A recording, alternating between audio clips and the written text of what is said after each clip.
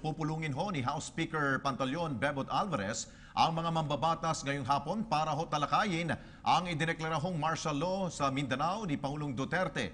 At may live report si Marita Muahe mula po dyan sa Batasang Pambansa. Marita? Alex, may basihan umano ang deklarasyon ni Pangulong Rodrigo Duterte ng martial law sa buong Mindanao.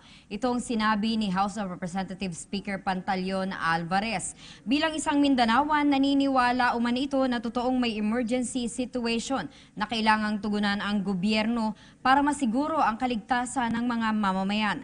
Sangayon din si Alvarez sa naging desisyon ng Pangulo na ideklara ang batas militar sa buong rehiyon. Ayon dito, maaaring ang kaguluhan ay nasa Marawi City lamang sa ngayon. Subalit ang mga terorista ay maaaring nasa iba pang lugar ng Mindanao o maging ng buong Pilipinas. Titingnan din daw ng Kongreso at pag-aaralan kung mahaba o maikli ang 60 araw na pagsasailalim sa buong rehiyon sa batas militar.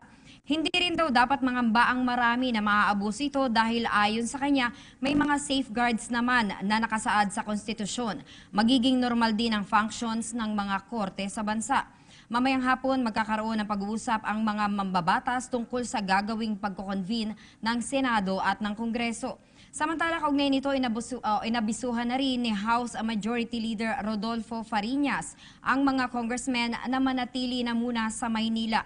Sa ilalim umano ng House Rules, ang session ay hanggang Biyernes at dahil pauwi na rin si Pangulong Duterte Makasyon, oras na matanggap ang official report ng Pangulo.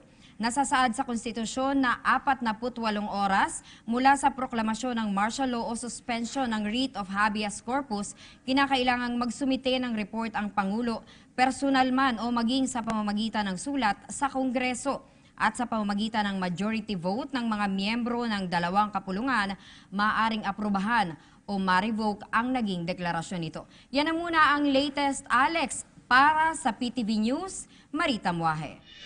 Okay, maraming salamat. Nag-uulat ng live po si Marita Muahe dyan ho sa Batasang Pambansa. Thank you.